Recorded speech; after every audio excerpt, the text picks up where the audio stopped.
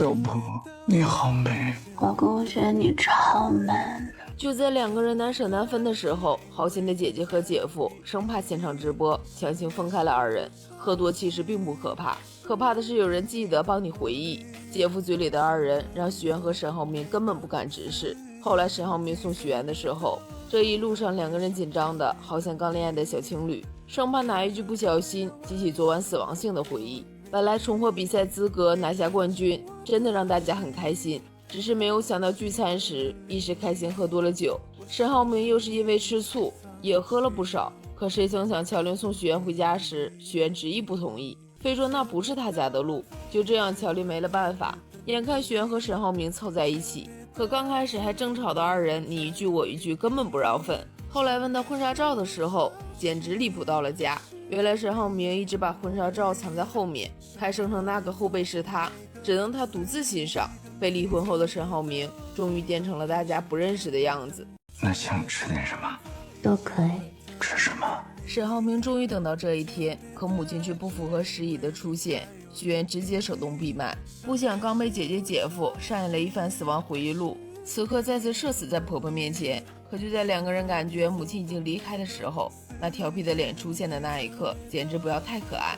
沈浩明真想让母亲好好想一想，曾经他是如何嘱咐他，让他赶快想办法追回许愿。他盼这一天不知道盼了多久，好不容易可以在清醒下尝到甜头的时候，却被母亲无情的打断。可他还不知道，就在两个人还在回味这些甜蜜瞬间的时候，史蒂夫这个单身狗又开始出来乱咬人。他告诉许愿，沈浩明做的这些都只是为了利用。他果然知道许愿最在意的是什么，不过这一次他真的低估了许愿在沈浩明心中的位置。直到结局，许愿助力沈浩明拿下地块重回董事会，曲总最终被送进监狱，才知道当初曲总过河拆桥舍弃韩卫平，竟成了韩卫平的救命稻草。其实当初曲老头利用私生子一事，不仅把沈浩明赶出了董事会，还以他给公司造成损失为由，以股东的身份向沈家提出了诉讼。为了保全，冻结了沈家的全部资金。诉讼时间一般很长，沈家一时半会儿没有资金可动，慢慢就会成为废纸一张。他们已经做好了赶尽杀绝的准备，坚决不给沈浩明任何翻身的机会。可沈浩明早就猜到他们一定会针对他有所举动，所以他拿陈助理的名字注册了新的公司。如今沈浩明不在，那些人早就巴不得开除陈助理，这正好给了沈浩明机会。而且沈浩明团队的那些技术人员也都在纷纷办理离职，要与沈浩明共进退，这让沈浩明很是感动。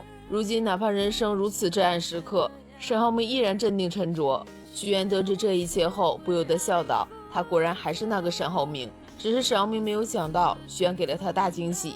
原来许愿自从清水村回来，采用的那些非遗的工艺就受到了很多政府部门的关注。如今正好因为服装使用了大量苏绣，与上海这个项目不谋而合，所以他早早就已经联系，希望可以取得代言。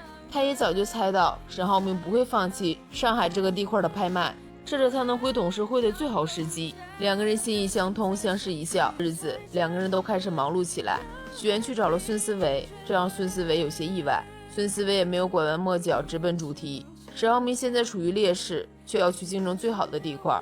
许愿找他无非是想让他帮忙，报道时候偏心一点。可许愿却告诉他只猜对了一半，他要孙思维如实报道，而作为交换条件，他会给他先人一步的独家消息。两个人一拍即合，孙思维也放下往日的成见，对他坦白，其实他一直都想看他一败涂地。后来他真的闹离婚，搬离沈家，他心里还在想，看吧，这回彻底完蛋了。可他没有想到许愿还能爬起来，做直播、比赛得奖、给别人职位，做了那么多事情，他真的有点佩服他。许愿也敞开心扉，都说朋友变敌人最可怕，如今看来敌人变朋友感觉还不错。孙思维这次发自内心的告诉他，这一次他由衷的希望他能赢。与此同时，沈浩明去找了黄总，他向黄总坦白了现在的处境。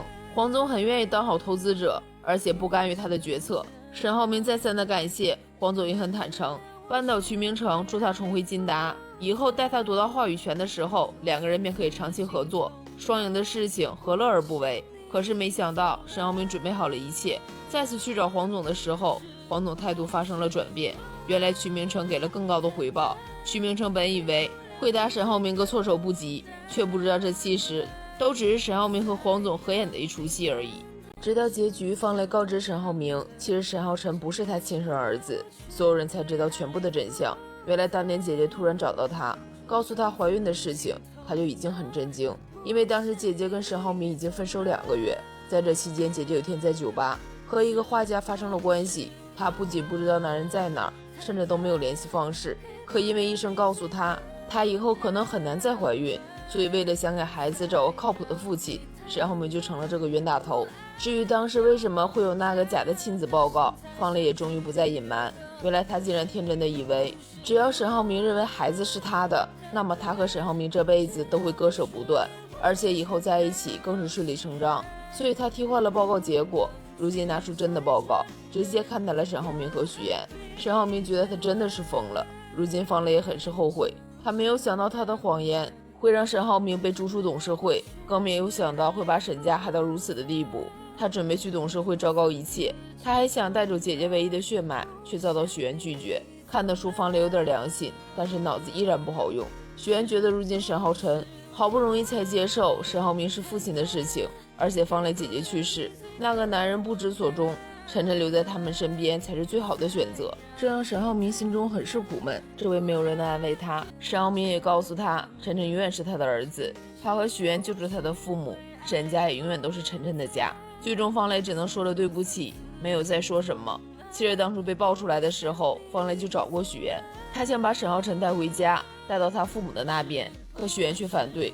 许妍告知他，曝光沈浩辰的身世，这一切都是韩卫平所为。如今他和韩卫平在一起，不可能不知道他的目的。在这期间，沈浩辰受了多大的伤害，许妍全都看在眼里。如今沈浩辰好不容易走出了阴影，他绝对不允许有人再伤害他。当时的方雷还笑许妍，觉得他在那装圣母，明明不是他亲生的，凭什么对晨晨这么好？可后来许妍为沈浩辰做的这一切，他也的确都看在眼里。他不得不承认，许妍比他这个小姨称职得多。当时的方雷劝过韩卫平，让他收手，不要再跟着徐总，可韩卫平不愿意，他总觉得权力握在手里最可靠。可方雷是个恋爱脑，如今已经爱上了韩卫平，明知道他不是什么好人，可他还是动了心。他告诉韩卫平，徐总能给他的，他一样都可以，只要2个人感情稳定，以后的平步青云根本不是问题。可方雷都说得如此明白，不知道韩卫平是不信他，还是不想依靠女人，非要跟着徐总铤而走险。只是没想到最后，徐总最先舍弃了他。在心脏骤停的一瞬间，我心里真的害怕极了，我怕这座山会真的倒下了。不会的，爸爸很坚强，他能挺过去。沈浩明看见父亲一次次抢救，他真的好怕父亲会离开他。也是因为沈浩辰的身世曝光，经常有人在暗处偷拍。不许拍我！流言蜚语让沈浩辰陷入轻度自闭，甚至开始拒绝吃饭。晕倒的沈浩辰让沈浩明十分担心，是许愿提议去了姥姥家，希望换一个环境生活，可以解开沈浩辰的心结。也是在这个时候，林涛利用严一坊逼迫乔林跟于一鸣分手，没有办法的乔林只能去找了于一鸣。你以后不要再来找我了。直到结局，沈浩明才发现许妍的秘密。原来在许妍6岁的时候，沈浩明就已经住进了他的心里。本来沈浩辰身世被曝，为了让不再说话的沈浩辰可以解开心结，3个人一起来到农村的姥姥家。也是当沈浩明再次走进许妍曾经的房间，他才发现了许妍隐藏多年的秘密。本来当初被摘掉的奖状重新挂回了墙上，满墙的荣耀简直太壮观，沈浩明都不禁感叹，从小就得了这么多奖，而且不止语数外，甚至连音体美也皆有斩获，让沈浩明都有些震惊。就在要离开的无意间，导演让他发现了一本相册，他好奇地打开，发现一个齐耳短发的小女孩蹲在桂花树下，古灵精怪，注释写着2001年4岁的妍妍。沈浩明好像发现了宝藏一般，又惊又喜。他觉得小时候的妍妍真可爱，可下一页却让他意外。2003年6岁的妍妍在幼儿园，可旁边却多了一张骑马的小男孩的照片，下面一行秀丽的字体，写着2003年11岁的浩明，在字的下面还写着我还在幼儿园，等等我。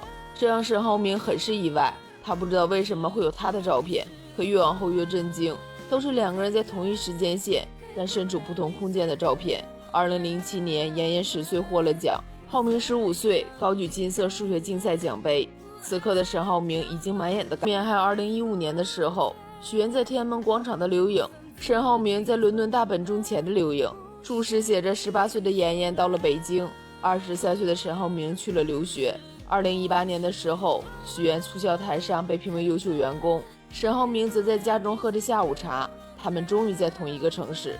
2023年的时候，他们有了交集。26岁的许愿在电视台影棚录节目，31岁的沈浩明西装革履，在商务活动中演讲。也是这一年，许愿遇见了他。2024年的时候，27岁的许愿嫁给了32岁的沈浩明。可就在沈浩明还想往后看的时候，发现后面没有了照片，只有一行字：2024年我们就要离婚了。沈浩明久久不能平静，他也是这时候才知道，原来许愿远比他想象的还要爱他。后来所有的事情都结束，一切都回归了平静。许愿把姥姥接来过年，沈浩明拍下了照片。当许愿看见熟悉的相册时，脸上写满了惊讶。他似乎有了预感，翻开到离婚的那一页，后面果然多了很多照片，有2个人一起在院子吃西瓜的照片，下面写着西瓜特别甜，还有一张和晨晨的合照，下面写着爸爸妈妈的宝贝。许愿看着相册很是感动，沈浩明把刚刚拍的照片也贴在了上面。他告诉许愿，这以后就是我们家庭相册，他要把所有珍贵的回忆都放在上面，他们永远都不会再分开。赵露思与陈伟霆携手主演的新剧《许我耀眼》刚开播便冲上热搜，女孩许妍怀揣着对青年才俊沈浩明的倾慕与爱意，一心想要与他携手步入婚姻的殿堂。当第一次与沈浩明的父母见面这个重要时刻，许妍竟做出了一个大胆且惊险的决定，请来2个人假扮自己的父母。谢谢叔叔阿姨愿意把妍妍嫁给我，能够娶到她是我的幸运。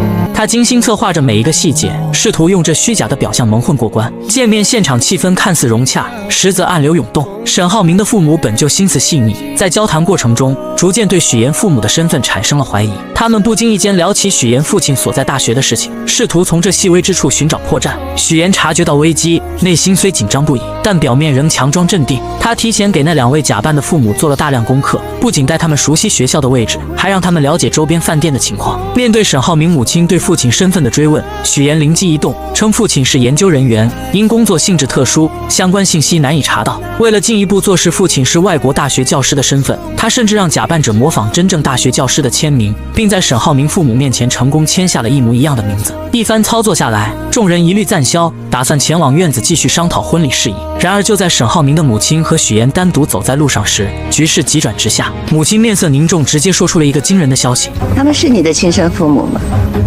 感觉你跟父母之间不太熟。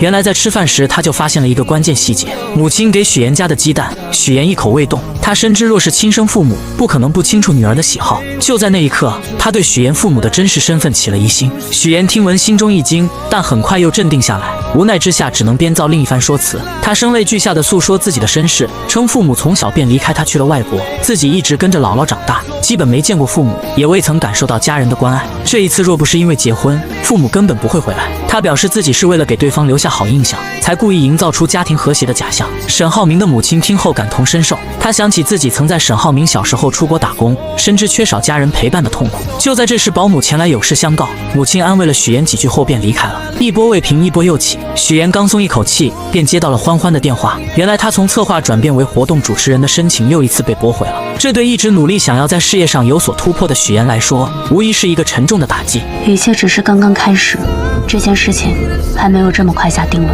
到了晚上，许妍带着那2位父母来到酒店，她神色疲惫却仍强打精神，对他们说只要完成婚礼，任务就算完成。安排好父母后，许妍独自走进电梯。狭小的空间里，她终于卸下了伪装。用谎言构建的人生，我拼尽全力将它筑为堡垒。可是，在沙滩上，又怎么会有城堡？第二天，许妍如往常一样来到演播现场，她试图将昨晚的烦恼抛诸脑后，全身心投入到工作中。然而现实却并未如她所愿。主持人孙思维姗姗来迟，一见到身为策划的许妍，便摆出一副咄咄逼人的架势。他认为许妍只会在背后搞小动作，对许妍的工作能力百般质疑。他吐槽台词极度不通顺，抱怨请来的嘉宾一次比一次差，甚至对许妍提出的建议也充满敌意，觉得那是在挑战他的权威。你有没精力，还不如花心思怎么讨好我。这节目我说了算，我一句话就能滚蛋。许岩站在一旁，默默忍受着这一切。他心中委屈，却又无处诉说。在这个充满竞争与压力的职场环境中，他努力想要证明自己，却总是遭遇各种阻碍。而感情方面，他用谎言编织的爱情之网，也不知何时会突然破裂。赵露思新剧刚一开播，便让人知道了什么才是职场的霸凌。许岩这位怀揣着梦想与热情的职场人，在公司的舞台上奋力拼搏。他答应来了，三木老师很有兴趣，说要看一下整个时那间的就是没有配置谈好了。然只因他未能请到公司心心念念想要邀请的人物，公司便立刻翻脸不认人，以他的节目收视率持续走低为借口，毫不留情地发出威胁，若是下次收视率继续下滑，便准备将他辞退。这突如其来的打击狠狠地砸在许岩的心上。许岩虽满心疲惫与委屈回到家中，但他并未选择沉沦，于是他强打起精神，准备继续投入到工作中。就在这时，男友沈浩明的出现，如同一束光照进了他略显灰暗的世界。沈浩明竟直接拿出了公司想要邀请的三木老师的联系方式，这无疑是一个巨大的惊喜。你怎么会知道我的工作安排？因为在你那边有我的信任。然而许岩敏锐地意识到情况有些不对劲，她立刻试图转移话题，问起男友对昨天自己父母的印象如何。可沈浩明却显得有些漫不经心，他觉得这与自己无关，在他心中，爱的人只有眼前的许岩。在这美好的夜晚，二人深情拥吻，仿佛外界的一切纷扰都与他们无关。但他们之间的故事还得从半年前说起。那时身为策划的许岩，为了能邀请更多的人参与自己的节目，可谓是绞尽脑汁，而沈浩明便是他目标名单中的一员。为了能见到心心念念的沈浩明，许岩付出了多日的不懈努力，终于他以想要成为学徒的身份，获得了与沈浩明见面的机会。初次见面，许岩便被安排了一个任务，修剪面前的龙舌兰。这对于许岩来说，既是一个挑战，也是一个展现自己的机会。他不仅将龙舌兰的各种专业知识娓娓道来，还自信满满地说出自己修剪的方向是让龙舌兰按照自己的意愿生长。这一番独特的言论瞬间引起了沈浩明的注意。沈浩明不知不觉来到了许岩面前，静静聆听他的谈论。许岩越说越投入，眼神中闪烁着对职务和工作的热爱。他的每一句话都仿佛带着魔力，让沈浩明对这个女孩产生了浓厚的兴趣。这时沈浩明话锋一转，提到了许岩的工作。明天来上班吧。不过你来我这儿，那你的工作怎么办，徐小姐？原来他早已暗中调查了许岩的身份，得知许岩为了接近自己，竟学习了如此多的知识。刚刚的一番话更是让他刮目相看。不过沈浩明依旧态度坚决，不想接受任何形式的访问。就在他准备转身离开时，许岩拿出了自己精心准备的礼物——著名的植物学家伊丁老师亲自制作的剪刀。这把剪刀不仅是一件珍贵的工具，更是许岩诚意的象征。沈浩明这才发现，眼前这个女孩真的做足了功课。或许是被许岩的真诚所打动，沈浩明也拿出了一份礼物回赠。许岩满心期待地打开，发现竟是一瓶桂花蜂蜜。本以为这只是个意外的许岩，却从沈浩明的口中听到了关于自己的事情。原来沈浩明关注到了他发在网上的文章，文章中许岩表达了对外婆做的桂花酱的喜爱，于是沈浩明便送上了这瓶桂花蜂蜜。这份细心与体贴让许岩心中涌起一股暖流。第二天，许岩像往常一样来到公司，然而职场的风云变幻从未停歇。刚一坐下，同事便不怀好意地凑了过来，又一次问起了有关沈浩明的事情。许岩此刻还没有任何新的消息，只能无奈地应付着。同事的追问让他有些喘不过气来。好在同事离开后不久，许岩接到了沈浩明的消息，让他来金达集团找他。这消息让许岩的心情瞬间明亮起来，他精心打扮了一番，怀着期待的心情前往金达集团。然而命运似乎总爱开玩笑，当许岩终于见到日思夜想的沈浩明时，意外却突然降临。由于连日的劳累加上感冒，他的身体早已不堪重负。刚一见到沈浩明，一阵眩晕感便袭来，他眼前一黑，竟直接晕倒在了沈浩明的身上。身为一名普通打工者的许岩来到了沈浩明所在的公司，然而刚刚见到沈浩明的时候，许岩便因连日的劳累与身体的不适，直接晕倒过去。当许岩在医院缓缓睁开双眼，映入眼帘的是沈浩明那略显疲惫却满是关切的脸庞。原来是沈浩明亲自将他送到了医院，生怕许岩有个三长两短。此刻看着正在处理消息的沈浩明，许岩心中满是感动，他轻声说道，想让沈浩明先去忙自己的事情，不必一直守在他身边。是我把你叫出来的，我当然要负责到底了。等你退烧了，我还要接受你的采访。随后沈浩明更是贴心地为许岩拿来了水，小心翼翼地将水递到他嘴边。注意到许岩手上的伤口，他他也找来创口贴为他贴上。在这温馨的氛围中，二人的关系悄然发生了变化，如同春日里的花朵，逐渐绽放出恋人的芬芳。然而幸福的时光总是短暂的，在职场中遭受过霸凌的许妍，怎么也没想到自己竟会又一次陷入被欺负的境地，而这次施压的竟是男友沈浩明的母亲于阿姨。这一天，许妍出于礼貌来到于阿姨家中拜访，她小心翼翼地为于阿姨倒茶，还贴心地给她的朋友们让座。可于阿姨和她的朋友们却并未领情，不仅没有一句感谢，反而是一顿冷嘲热讽。我们家布丁啊，就是个傻狗，除了长得好看，啥也不是。许妍强忍着心中的委屈，默默承受着这一切。这时佣人前来更换水果和水壶，许妍见状便主动上前帮忙，二人一同来到后厨。佣人看着许妍，忍不住说道：“许妍和其他人不太一样。”许妍微微一愣，佣人接着又说：“头发这么毛躁，和其他人顺滑的头发差远了。”许妍心中一阵酸涩，却只是勉强笑了笑。就在这时，于阿姨突然来到后厨，许妍本以为她会留自己下来吃晚饭，没想到于阿姨却冷冷地说：“去会所把晚上需要的菜拿回来。”说完便又约许妍周六上午二人见面好好聊聊。许妍这才意识到自己与这个家庭之间有着一道难以跨越的鸿沟。回到公司上班的许妍来到主任的办公室，将下一期的策划书交给了他。本想着尽快离开的他，却被主任拦了下来。昨天还嚷嚷着要开除许妍的主任，此刻却换了一副面孔。他一脸诚恳地说自己对他期望很高，让他先做节目策划是为了镀金，为以后当主持人做准备。许妍心中燃起了一丝希望，可主任接下来的话却如同一盆冷水，浇灭了他刚刚燃起的火焰。原来这一次的主持人申请被驳回了。许妍为了这个美食节目付出了太多，她不仅自掏腰包，很多时候还要亲自参与节目的制作，从策划到执行，每一个环节都倾注了她的心血。可如今却换来这样的结果，她愤愤地离开了办公室，心中满是失落与不甘。就在这时，许妍接到了于阿姨打来的电话。吃饭的地点跟时间我都发你手机上。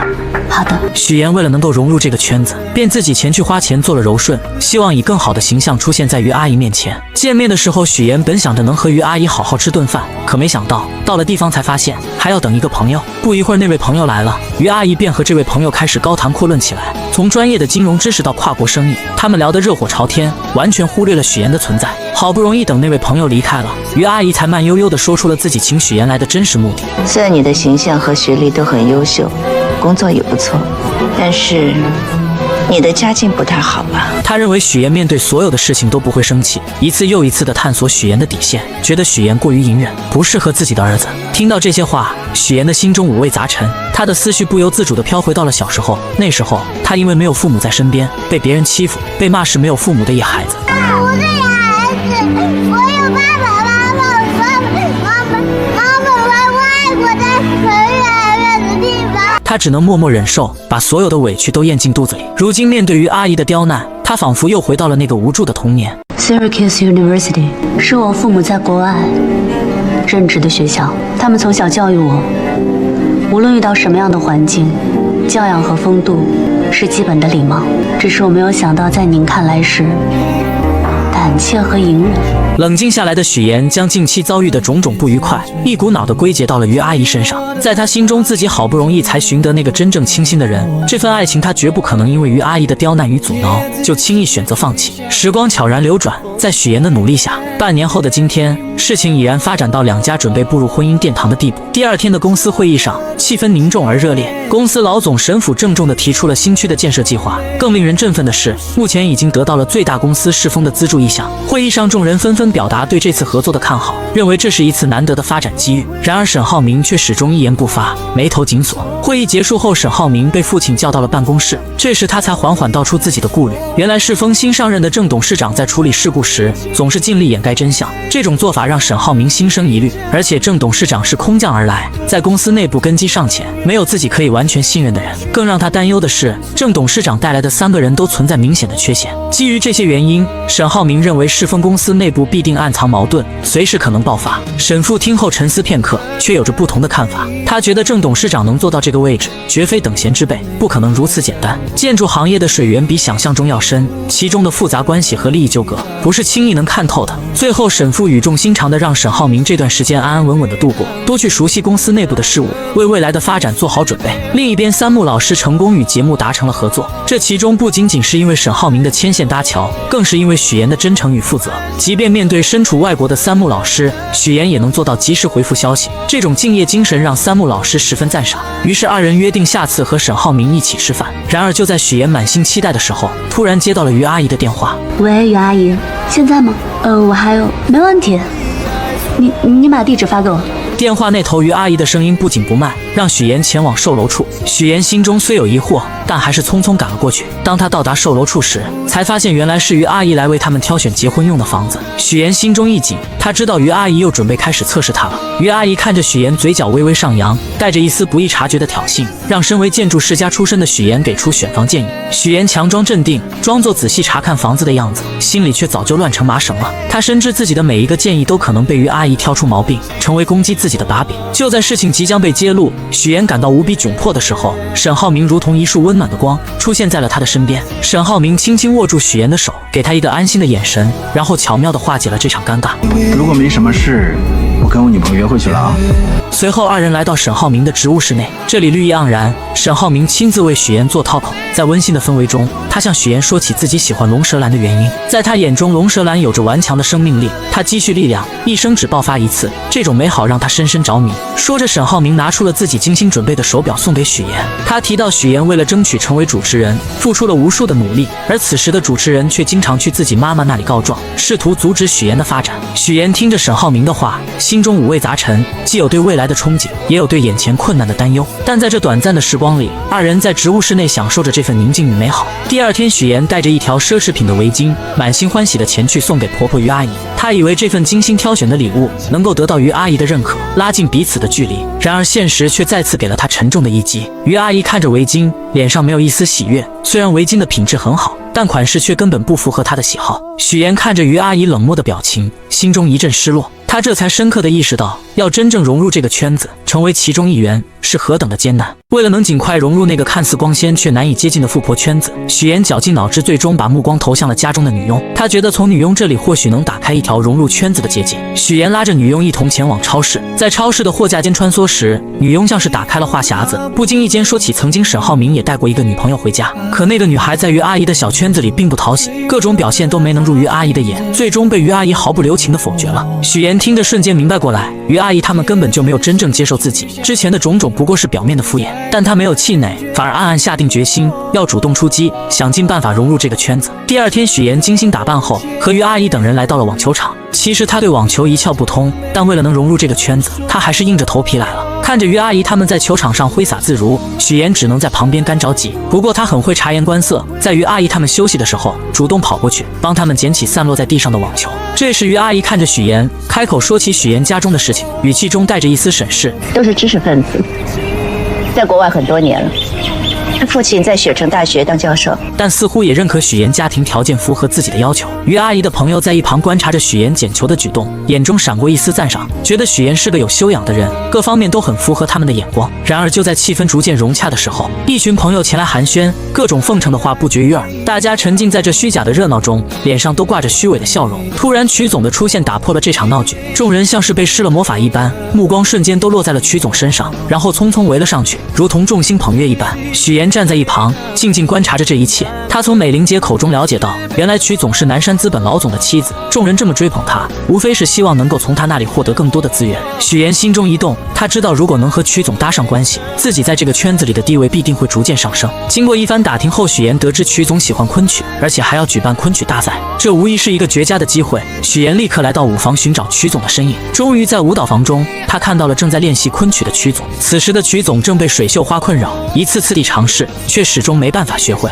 许妍知道这是自己表现的好时机，她赶忙请来老师帮助自己学习水袖花。可老师告诉她，最快学会流水袖也需要1个月的时间。1个月对于急于融入圈子的许妍来说太漫长了，但她没有退缩，开始了日复一日的刻苦练习。无论是在家里还是在演播室，只要一有空闲时间，许妍就会练习。她的手臂因为长时间的挥动而酸痛不已，但她始终没有放弃。终于在日复一日的坚持下，许妍成功学会了流水袖。她的努力没有白费，日复一日的坚持也让曲总注意到了她。曲总对这个勤奋又执着的女孩产生了兴趣，主动和许妍搭上了话。许妍心中暗喜，她知道自己的计划初见成效。为了能在这个圈子里立足，许妍开始用谎言编织自己的周围。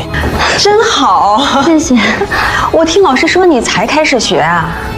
我是小时候就喜欢，小时候就觉得好看，长大了，才品出了其中的韵味，才来专门学一学。这时，曲总说起自己发起了一场昆曲大赛，并邀请许妍也来参加。在舞蹈房中，许妍和曲总开始相互练习流水袖。许妍看着曲总认真的模样，心中暗自得意，觉得自己的计划已经成功了一半。然而就在这时，曲总接了一通电话，原来是他儿子关于入学莱茵国际学校的事情。电话那头的声音让曲总的脸色变得有些凝重。等电话结束后，许妍为了进一步拉近和曲总的关系，说起了自己是节目主持人的事情。我们打算邀请一些各行各业有影响力的女性来参与。抱歉，我还有别的事儿，先走了。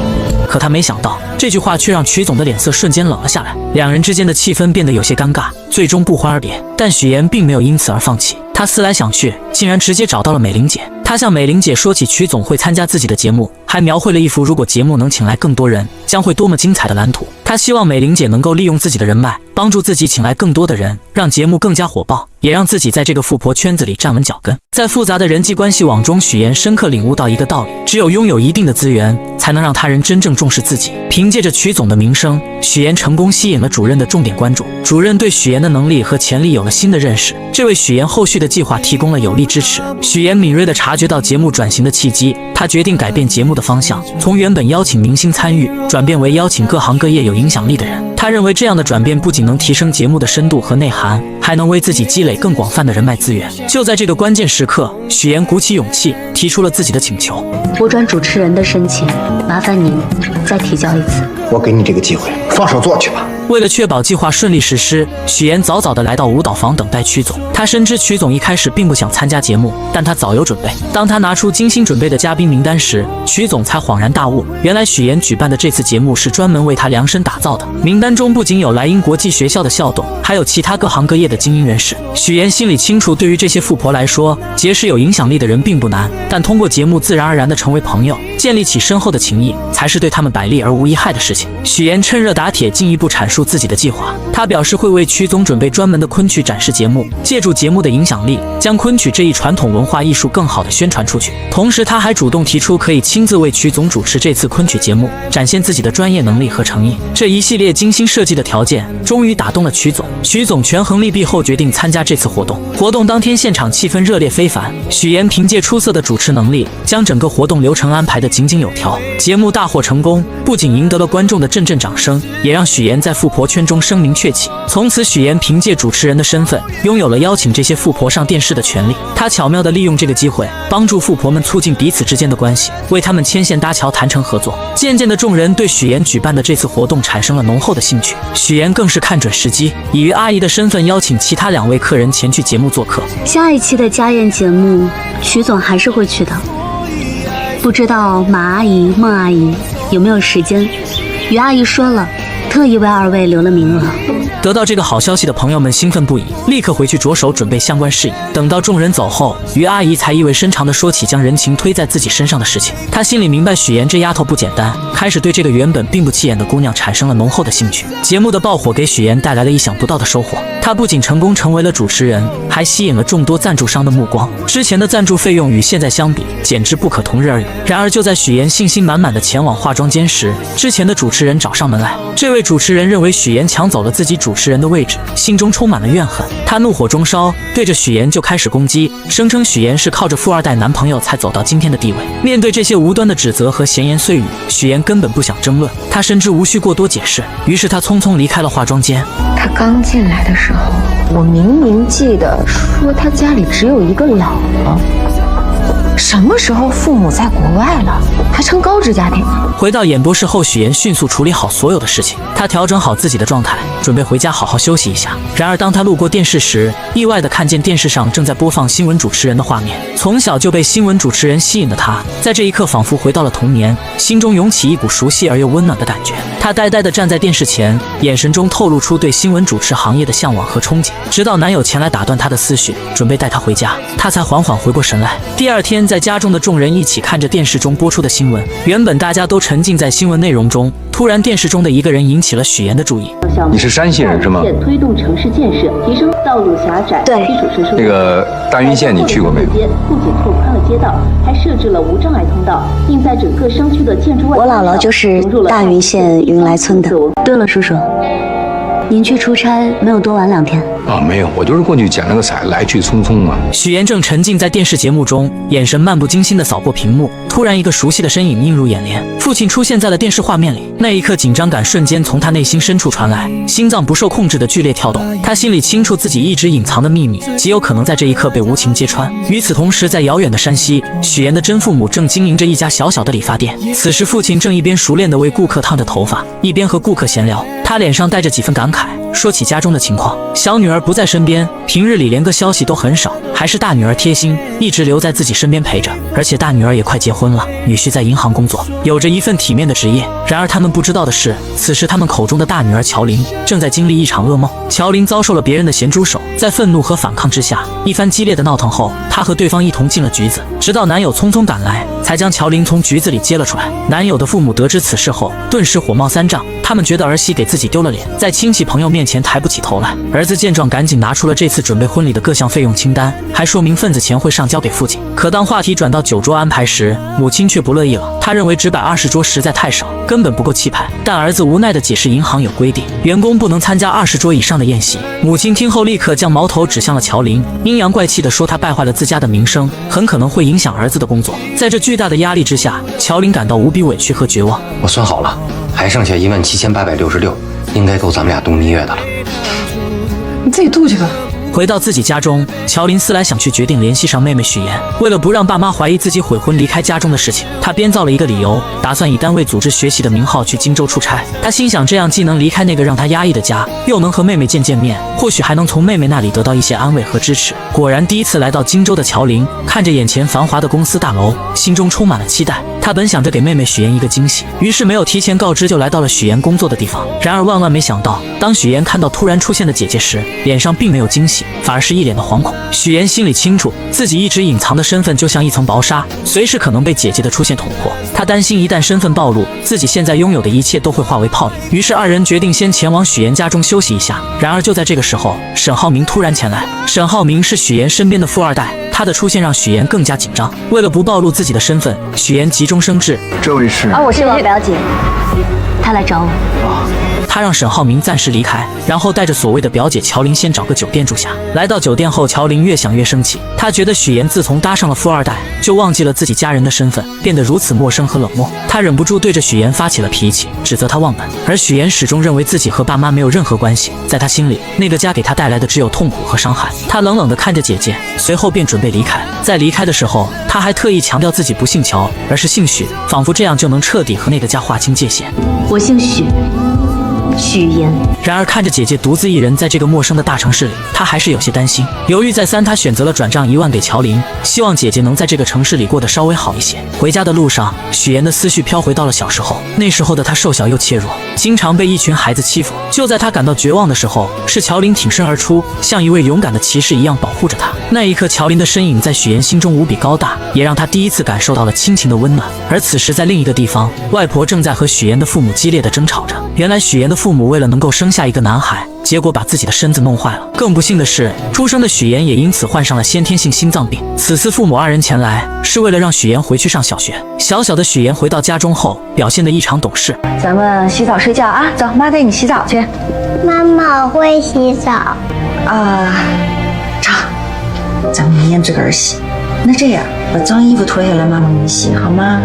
妈妈，我会洗衣服。母亲如往常一样出门买菜，然而在离开的时候，她竟忘记关上煤气。这个小小的疏忽即将引发一场巨大的灾难。家中的2个女儿乔琳和许妍还沉浸在自己的世界里，丝毫没有察觉到危险正悄然逼近。煤气的味道在空气中无声无息地弥漫开来。等到父亲回到家中，刚一打开门，一股刺鼻的气味便扑面而来。他瞬间意识到不对劲，他来不及多想，迅速冲进厨房关上煤气，然后手忙脚乱地打开窗户。此时他看到了昏迷在沙发上的大女儿乔琳，没有丝毫犹豫，他一把抱起乔琳就往屋外跑去。而就在他慌乱地安置好乔琳，也就在这个时候，母亲买菜回来了。母亲这才如梦初醒，惊恐地意识到房间里还有一个小女儿许妍。然而区别对待的阴影并未就此消散，在医院里，父母的所有注意力都集中在乔琳身上，他们围在乔琳的病床前，眼神中满是担忧和关切，轻声细语地询问着她的状况，仿佛乔琳是他们的全部。而许妍就躺在旁边的病床上，无人问津。她的生日这个对于很多人来说重要的日子，父母也能轻易忘记。许妍静静地看着这一切，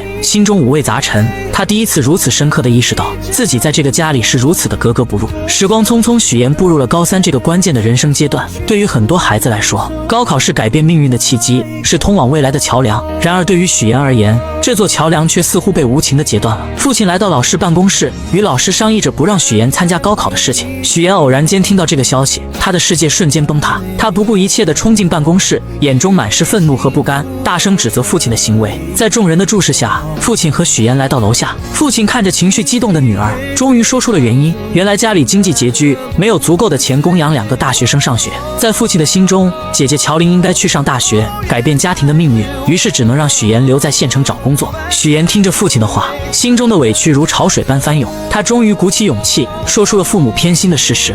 为什么你们从小到大对我这么偏心啊？为什么好的都要给乔琳？我难道不是你们亲生的吗？他声泪俱下地诉说着这些年来自己所遭受的不公平对待，每一个字都饱含着他的痛苦和无奈。然而父亲却依然固执地认为自己只要将女儿抚养长大就已经尽到了责任。他看着女儿倔强的样子，心中的怒火也渐渐升腾起来。在情绪的冲动下，他忍不住扇了许妍一巴掌。这一巴掌狠狠地击在了许妍的心上，也彻底断绝了2人之间的父女情分。许妍哭着一路狂奔，回到了外婆的家中。外婆看到许妍满脸的泪水和红肿的脸颊，心疼不已，紧紧地将她抱住，给了她一个温暖而安全的港湾。许妍一路回想着以前发生的种种事情，那些被偏爱的瞬间。就在这时，沈浩明的电话打了过来。电话那头，沈浩明的声音带着一丝神秘，邀请许妍来自己的工作室。许妍怀着好奇的心情来到了工作室。工作室里，一株已经有16年的龙舌兰吸引了许妍的目光。沈浩明告诉许妍，他觉得今晚很可能是这株龙舌兰开花的时刻。许妍静静地凝视着这株龙舌兰，心中涌起一股莫名的共鸣。龙舌兰一辈子都在默默地汲取养分，它扎根于土壤，努力生长，就是为了能在最后的时刻开出一朵绚烂的花。这境地让许妍不禁想起了自己的处境，她觉得自己和这株龙舌兰何其相似。此时的许妍又想到，龙舌兰开花是为了将自己花粉散去，遇到另一株龙舌兰，进而孵化出更多的生命。这是一种生命的传递，他们知道这会导致自己生命的消亡，但是为了以后的未来，他们毅然决然地决定献出生命。许妍看着沈浩明，心中涌起一股坚定的力量。他和沈浩明就如同这2株龙舌兰一样，如果他们相爱，那么无论付出什么代价，无论面临多少困难和挑战，他们都会坚定地在一起。仔细想一想，我就是有一点点后悔，后悔下个月才结婚，应该早一点把你娶回来。那个表姐之前没有听你提过，我们的婚礼要不要邀请她？是远房亲戚，本来也不太熟，还是算了吧。让人万万没想到，许妍为了在即将到来的婚礼中隐藏自己的真实身份，竟狠下心将情同手足的姐姐乔琳说成是远房亲戚，还以各种理由认为婚礼不必邀请她前来。此时的远房亲戚正身处一间狭小且简陋的出租屋内，不仅将豪华的酒店给退了，还将许妍给的钱给退了。给个他家还不下了，臭妹妹，臭许妍，当没你这个妹妹。然而就在乔琳独自在出租屋内时，手机突然收到一条信息，竟是她的前男友发来的。原来前男友这次是因为父母的事情，想要向乔琳道歉，并且请求她能够回到自己身边。可乔琳早已看清了这个渣男的真面目，面对他的请求，只冷冷地在手机上回复了一个滚字。可这渣男并不死心，为了请求乔琳的原谅，他竟来到了那间他们曾经熟悉的理发店。乔琳的父母满心欢喜，还满心期待着能和这位曾经的女婿一起喝酒聊聊天。然而渣男却带来了一个让他们震惊的消息，乔琳已经离开了。我们俩分手了。乔琳的父母得知女儿去了荆州，心里便隐隐觉得女儿此去必然会去找许妍，于是他们心急如焚地拨通了许妍的电话。可电话那头传来的却是挂断的忙音。为了找到大女儿，2位老人没有丝毫犹豫，按照2年前许妍留下的地址，毅然决然地踏上了前往荆州的路途。当他们风尘仆仆地来到那个小区时，许妍正好带着沈浩明一家人出现在了小区里。许妍一眼就看到了不远处的父母，那一刻她的眼神中闪过一丝慌乱。小妍，妍妍。而就在这时，真正的两家人就这样毫无预兆的见面了。许妍精心编织的所有谎言，在这一瞬间如同泡沫一般被无情的戳破。沈浩明一家人得知了事情的真相后，脸上满是愤怒与失望。他们认为许妍是为了骗婚才做出这一系列的事情，于是纷纷开始责怪许妍的所作所为，指责声如同潮水一般向许妍涌来，让她有些招架不住。就在许妍感到绝望的时候，于阿姨轻轻地将她唤醒。原来刚刚所发生的一切都不过是许妍自己想象出来的场景罢了。就在这时，沈浩明突然说道：“下午3点3叔的飞机就要到了。”众人无奈之下，只能暂时放弃做客，选择去接机。在送别沈浩明一家人后，许妍的爸妈也发现了他，随后他们也来到了这个充满故事的地方。于是真假父母在此刻戏剧性的相见了。假父母看到情况不妙，连忙解释自己是婚庆公司的人，然后便匆匆离开了此处。真父母看着即将结婚的许妍，内心开始慌张起来。他们不明白女儿为什么要隐瞒这么多事情，而此时的许妍却冷冷地说出自己不打算邀请父母前来参加自己的婚礼。这句话如同利刃一般刺痛了父母的心。愤怒的父母刚要发作，许妍却将姐姐的地址告诉了他们，然后便头也不回地离开了。许妍的父母按照地址来到了大女儿乔琳的出租屋内。在寸土寸金的荆州，乔琳只能合租一间小小的房间，生活过得十分拮据。这次她打算在荆州寻找一份属于自己的工作，开启新的生活。在与父母的交谈中，乔琳竟然得知了妹妹许妍竟然打算结婚的消息。为了弄清楚事情的经过，她来到了许妍的家门外。就在家门外，乔琳看到了许妍的假父母，随后从许妍那里得知了一切真相后，乔琳终于明白了妹妹最近做出这些荒唐事情的原因。你说你如果以后跟沈浩明结婚了，你打算怎么办？继续骗他一辈子。原来许妍一直渴望嫁入沈家，为了达到这个目的，她不惜编织一个又一个谎言，甚至伤害到了身边最亲近的人。然而许妍却觉得以后的事情可以以后再慢慢解决。在她看来，为了能够嫁入沈家，自己只能做出这些看似过分的事情。此时的许妍眼中闪烁着一种坚定的光芒，她终于说出了自己内心深处的想法。当她第一次看见沈浩明的时候，仿佛自己的世界才真正出现了光明。沈浩明是她见过唯一一个对她负责的人，在她心中，沈浩明就是那个能带她走出困境走向幸福的人。为了这份所谓的幸福，她愿意付出一切代价。这场由谎言引发的婚礼风波究竟会如何收场，一切都还是未知数，如同那迷雾中的道路，让人看不清前方的方向。你这胆子也太大了吧，那万一沈家人知道怎么办？你怎么收场呀？你不说就不会有人知道。你还打算继续骗呀？你说你这么聪明，你干嘛干这么愚蠢的事儿呢？当姐姐乔琳终于找上门来，将所有的事情都了解清楚后，她才惊觉妹妹在这个节骨眼上似乎真的邂逅了所谓的真爱。然而乔琳的内心依旧充满了忧虑，在她看来，谎言终究有被拆穿的那一天，到那时一切美好的幻想都可能化为泡影。可此时的许妍却陷入了自己的执念之中，她觉得自己的事业正处于上升期，而这份来之不易的爱情更是她生命中的救赎，是她无论如何都要紧紧抓住的。在她心中，事业和爱情缺一不可，她坚信自己有能力将这两者都牢牢掌控在手中。告别姐姐后，许妍独自坐在家中，品尝着姥姥亲手做的桂花蜜。就在这时，手机铃声突然响起，是沈浩明打来的电话。原来沈浩明在查看婚礼名单时，发现自家那边来参加婚礼的家人数量众多，而许妍这边却只有她的爸妈和2位同事。许妍见状，只好无奈地解释，称家中亲戚平时不常走动，彼此关系比较疏远，所以不想邀请他们前来参加婚礼。就在这时，沈浩明不经意间提到了姥姥，他眼中闪烁着温柔的光芒，诚恳地说自己想陪着许妍一同回去探望姥姥。许妍心中一紧，她深知如果沈浩明一同前往，自己的谎言将会彻底暴露。于是她急中生智，以公司业务正处于关键时期，需要她亲自处理为由，巧妙地拦住了沈浩明。挂断电话后，许妍陷入了沉思，她绞尽脑汁地思索着该如何继续圆这个谎言。就在这时，母亲的电话打了进来。母亲在电话那头鼓起勇气说，自己毕竟是许妍的父母，无论如何都想要参加女儿的婚礼。然而没等母亲把话说完，许妍便心急如焚地挂断了电话。为了防止再次出现类似的意外，她迅速将电话备注中原本的妈改成了母亲的真实姓名。经历了这场电话风波后，许妍决定搭乘大巴车回到那个熟悉的姥姥家。当大巴车缓缓停下，高叔开着那辆3蹦子前来接她。坐在3蹦子上，许妍才真切地感觉到自己回到了家乡，回到了那个充满温暖和回忆的地方。3蹦子一路颠簸前行，终于停在了姥姥家的小院前。许妍迫不及待地走进院子，一眼就看到了正在忙碌的姥姥。姥姥正站在凳子上，小心翼翼地摘着桂花。许妍心中一酸，赶忙快步上前，轻轻扶着姥姥从凳子上下来。随后她挽起袖子，帮助姥姥采桂花。这不是今年嘛，雨水多，天又冷，我怕呀，这些桂花要是再不摘完的话，过过了花期了，以后甜甜的桂花酱就做不了了呀。然而快乐的时间总是过得飞快。夜幕降临，许岩和姥姥坐在院子中的石凳上，吃着新鲜的水果，月光洒在他们身上，为这个宁静的夜晚增添了几分温馨。许岩犹豫了许久，终于鼓起勇气向姥姥说起了自己谈的那个男朋友，还提到自己打算下个月就结婚。姥姥听到这个消息，脸上立刻露出了开心的笑容，可许岩的脸上却没有丝毫的喜悦，他的眼神中透露出一丝复杂的情绪。随后他缓缓地说起了爸妈来到了荆州，还表示自己和他们之间根本没有多少感情，所以不想让他们来参加婚礼。姥姥心里有数了，我打电话把他们叫回来，不会让他们再去荆州了。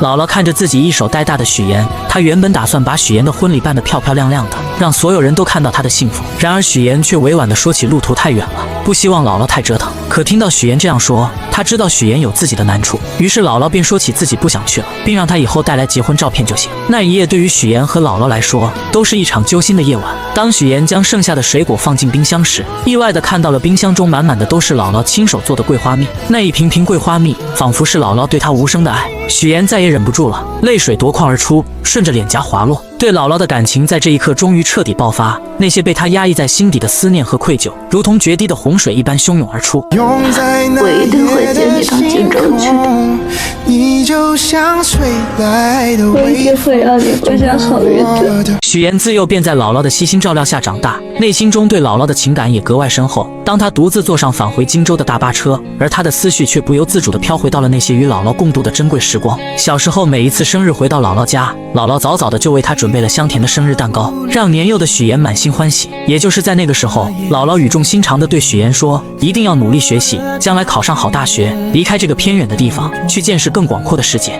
姥姥的话语也成功照亮了许岩前行的道路。许岩没有辜负姥姥的期望，他凭借着自己的努力和坚持，成功考入了荆州传播大学新闻传播学院。当他收到录取通知书的那一刻，激动与喜悦涌上心头，他第一时间就想到了姥姥，想要与她分享这份来之不易的喜悦。为了让许岩能够在大学里过上美好的校园生活，姥姥毫不犹豫地拿出了自己的银行卡交给许岩。那一张小小的银行卡承载着姥姥无尽的爱与关怀。也就是从那一刻起，许岩暗暗下定决心，将来一定要让姥姥过上幸福美好的生活。在大学期间，许岩不仅在学业上刻苦钻研，还利用课余时间做各种兼职。他穿上厚重的玩偶服，穿梭在餐厅的各个角落，还凭借着自己的学识当起了家教老师。而他省吃俭用，将剩下的钱寄回去给姥姥，只为报答姥姥曾经的养育之恩。回到荆州后，许岩的生活又迎来了新的变化。刚与他见面的沈浩明满心欢喜地送给他一颗20克拉的大钻戒。此时的许岩心中五味杂陈，他深知自己曾经为了某些目的撒下了谎言，如今必须要靠自己的力量去弥补那些过失，去报答那些自己对不起的人。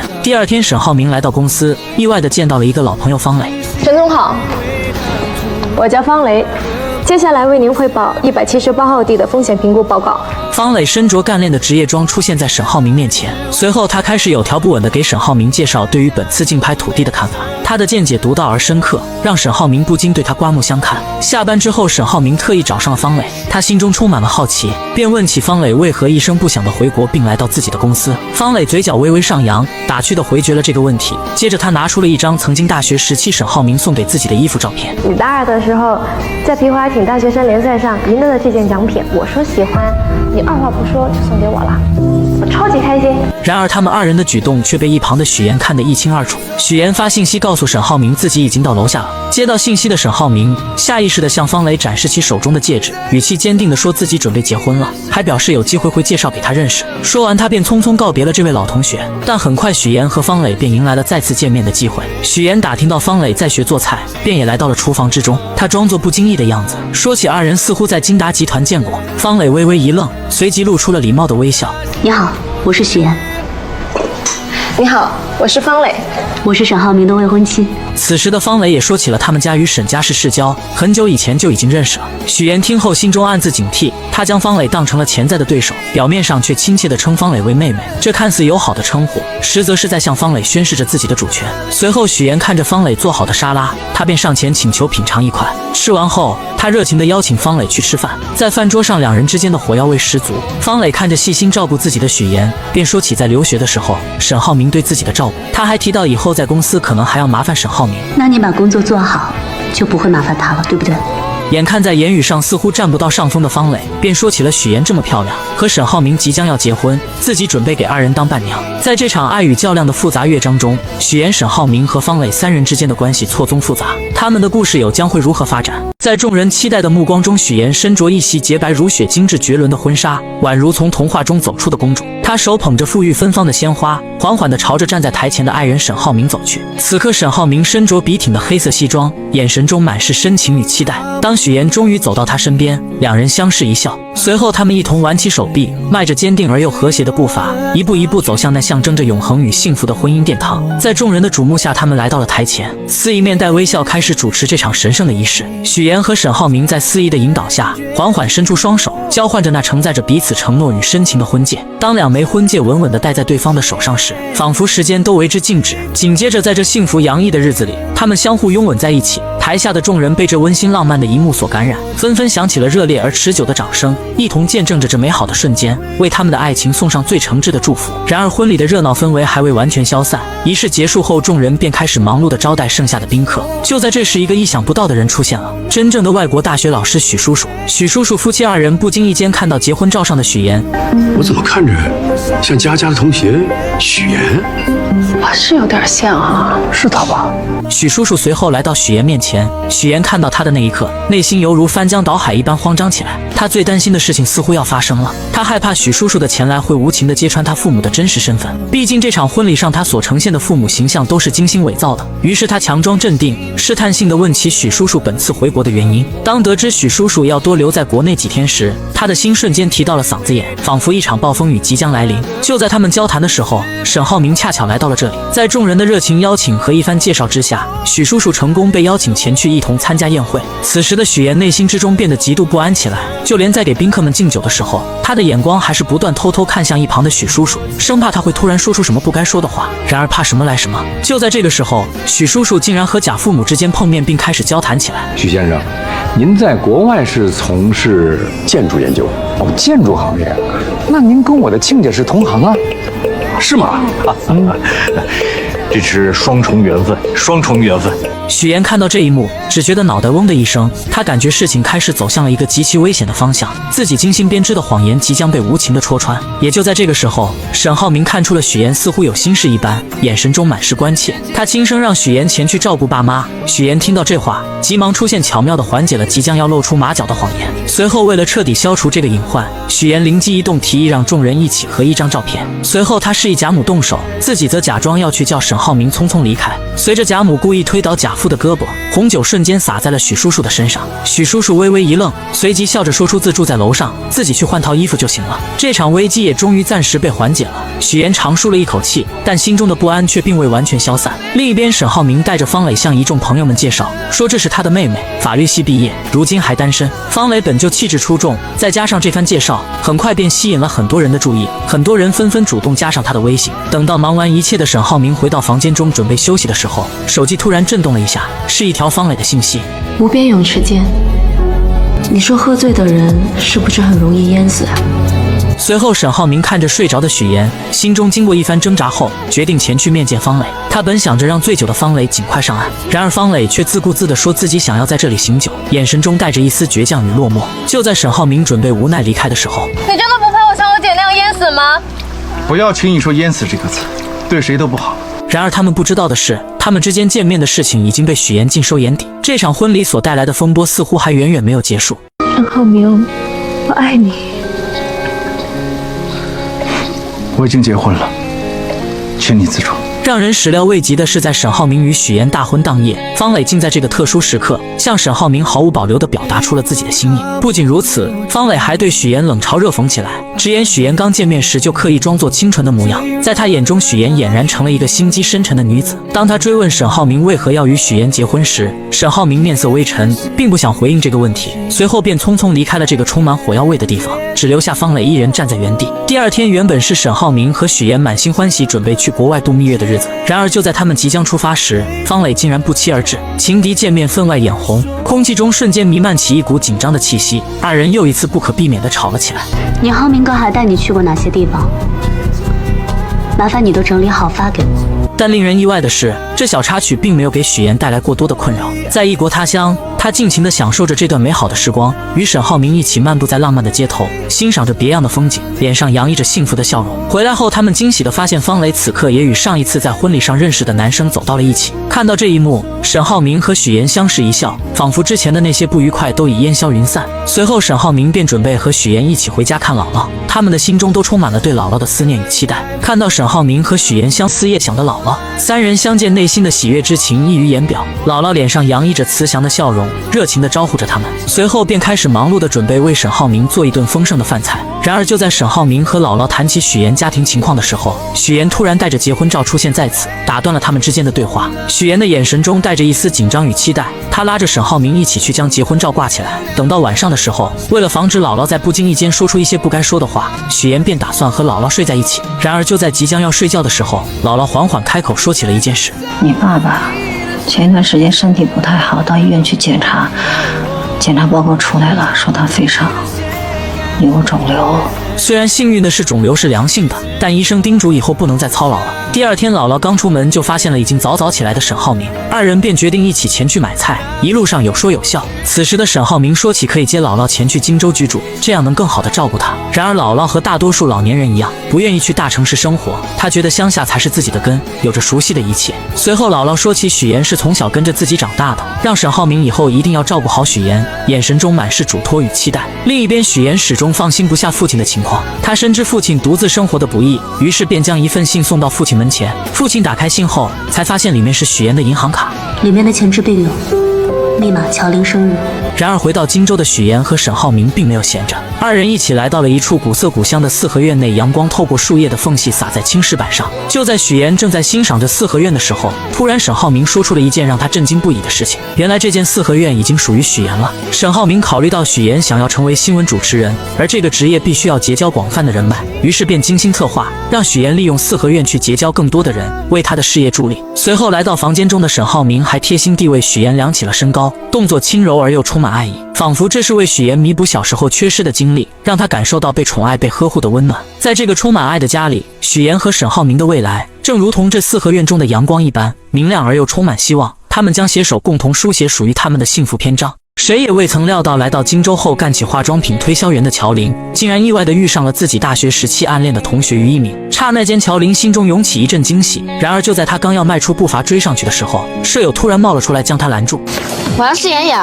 哦，原来舍友是来试用化妆品的。乔玲心中虽有些无奈，但还是热情地接待起来。可谁能想到舍友这一试用，便耽搁了乔玲大量时间，而且最终一个化妆品也没买。乔玲无奈之下只好拿出规定，告知舍友一个人一周只能试用6次化妆品。没想到舍友不但不理解，反而声称之前没这个规定，还警告乔玲小心自己投诉他。说完便匆匆离开了，留下乔玲呆愣在原地。下班后，乔玲拖着疲惫的身躯回到出租屋，刚进门就意外听到了舍友在打电话。你们别舍不得花啊，早上吃几个鸡蛋都算来算去，哪能几个钱呀？好，知道你能赚，但是自己要照顾好自己啊。从电话内容中，乔玲得知舍友省下化妆品的钱是为了能让远在老家的父母过上好日子。这一刻，乔玲心中五味杂陈，被舍友的孝心深深打动。她没有丝毫犹豫，拿出一堆化妆品送给了舍友。这些都是你试过的试用装，我带了点新的回来给你，以后你就自己在家画吧，别去柜台麻烦我了啊。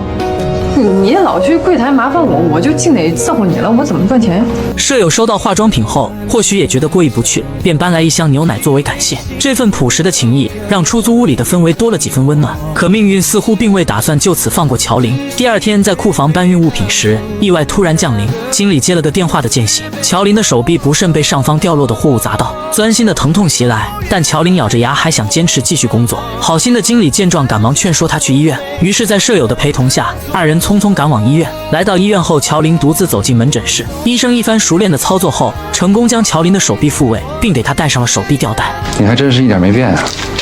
就在这时，医生缓缓摘下了口罩，乔玲定睛一看，竟是当天在商场遇到的暗恋同学于一鸣。一时间，乔玲又惊又喜，心中泛起层层涟漪。于一鸣关切地询问起乔玲家人的情况，得知乔玲的家人都在老家，只有许妍还在荆州。原来于一鸣曾向许妍表白却被拒绝，此次见到乔玲，便想通过她再次见到许妍，于是提议让许妍来医院接乔玲。不久后，许妍匆匆赶到医院，看到受伤的乔玲，她他急忙询问情况，得知并无大碍后，便与这位曾经的老同学于一鸣聊了起来。于一鸣看着眼前曾经的白月光许妍，心中满是感慨。二人开始深入了解彼此的现状。交谈间，于一鸣注意到许妍手上那枚耀眼的20克拉大钻戒。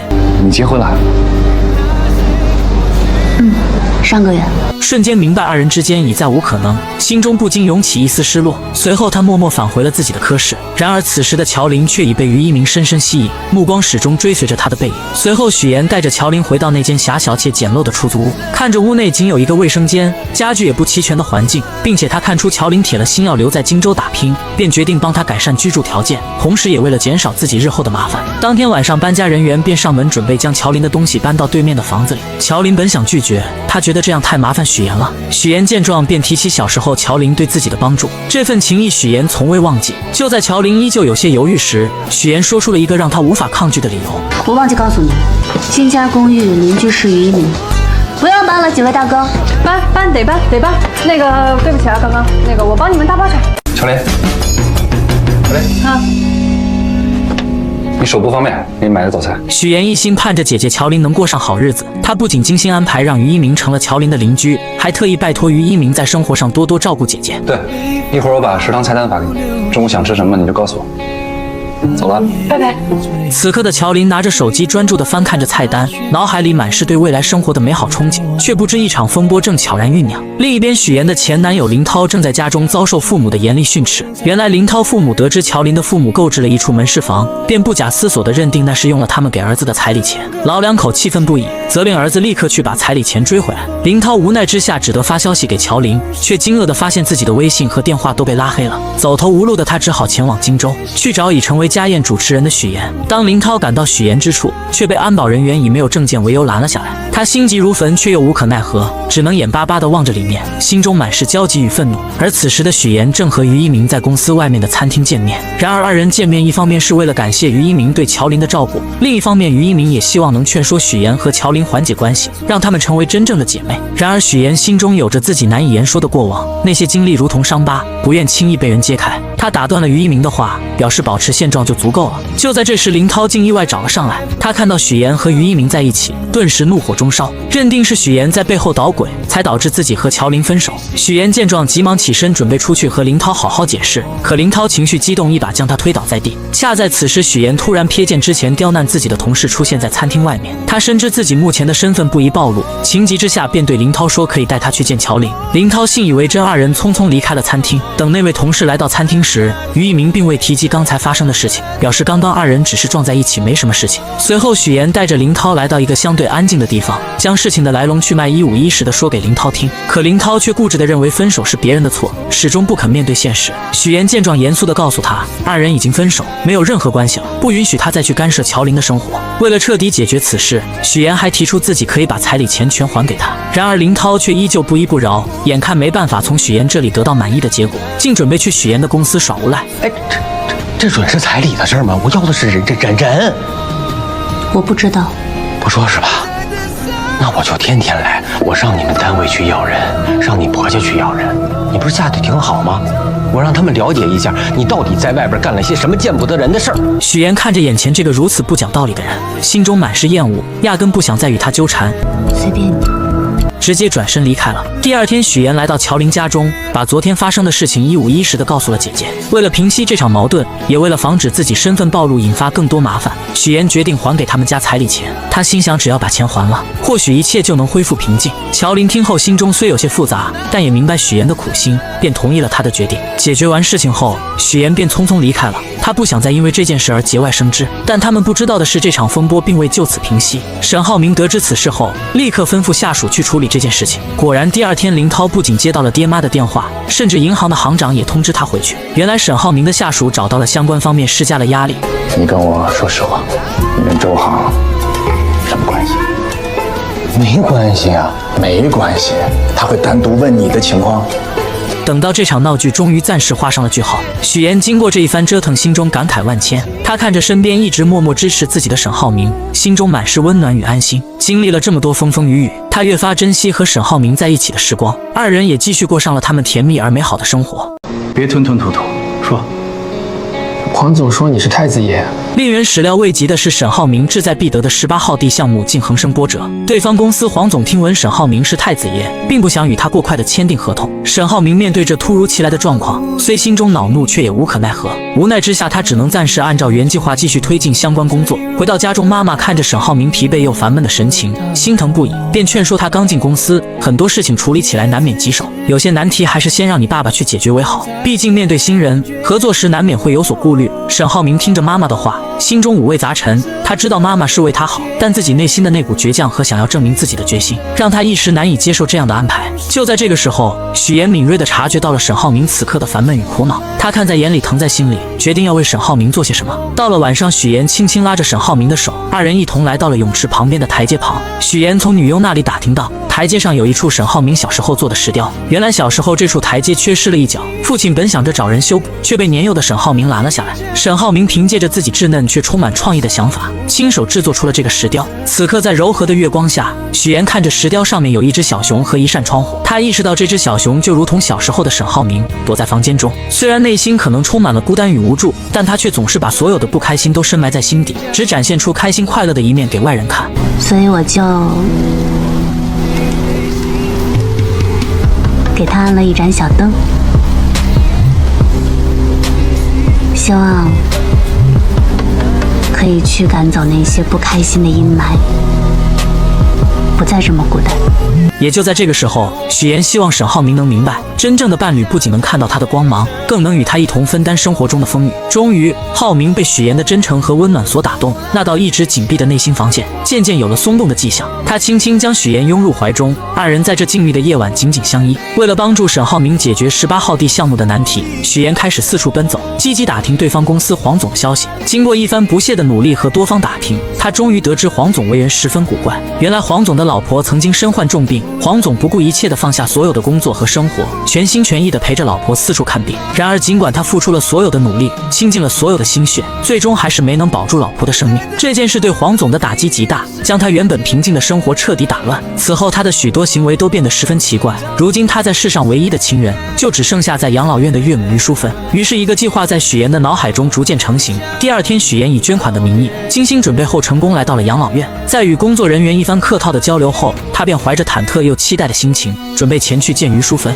当他终于见到于淑芬时，却发现老人已经患上了阿尔茨海默症，且处于中晚期，状态十分不好。老人的眼神迷茫而空洞，不仅拿着扫把到处击打，嘴里还念念有词，又用手里的泥巴捏成素丸子。也就在这个时候，许妍想起了姥姥做的素丸子，那熟悉的味道和温暖的场景，如同电影般在她的脑海中不断回放。晚上回到家，许妍便和姥姥开始打视频电话，让姥姥指导自己做丸子。第二天，许妍再次去拜访于淑芬，她先是从包里拿出精心准备的美味桂花蛋糕，随后许妍想起之前了解到的信息，说起她和自己的姥姥都是支援边疆建设的第一批援疆人，他们有着相似的经历和回忆。果然，这一番话语让于淑芬暂时稳定了下来。然而就在许妍准备喂她吃蛋糕的时候，老人突然又一次失去了记忆，他眼神变得迷茫而警惕，认为许妍是小偷，不仅将蛋糕弄在许妍的身上，还紧张地拿出自己的泥巴丸子开始查看。眼看自己的泥巴丸子没缺少后，许妍便拿出自己亲手制作的素丸子。当于淑芬看到这熟悉的素丸子时，眼神中闪过一丝惊喜和熟悉，她的病情似乎在这一刻缓解了很多。在许妍温柔的安慰下，于淑芬开始吃起了蛋糕。许妍知道自己的这个计划或许能为解决18号地项目的难题带来一丝转机，而她与沈浩明之间的感情也在这共同的经历中变得更加深厚和坚定。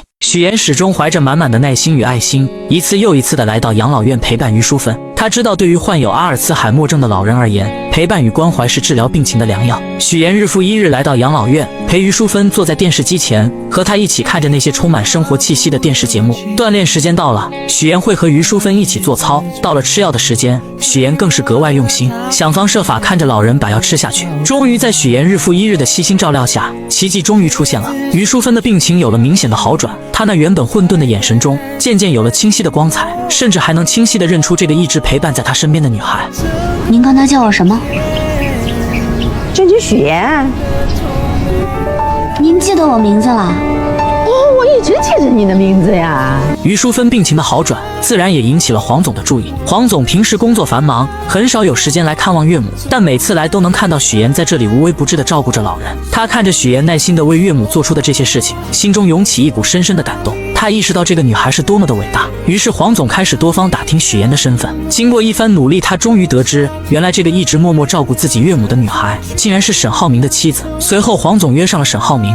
这段时间，你爱人许妍经常去照顾我岳母，我岳母的病情也得到了缓解，状态也比之前好了许多。难道你不知道？他没有跟我说过。这次见面，黄总表面上说是想和沈浩明一起打球娱乐一下，然而随着交流的深入，话题逐渐转到了工作上。沈浩明敏锐地察觉到这是一个难得的机会，他开始有条理地分析起黄总公司目前面临的问题。他指出，如今黄总的公司正面临着明远集团的激烈竞争，在市场上处于十分被动的局面，而只有2家公司展开合作，才能整合资源，发挥各自的优势，完美解决当前面临的问题，让黄总的公司顺利进入核心的竞争圈，在激烈的市场竞争中占据一席之地。打完球一起吃个饭，到时候详聊。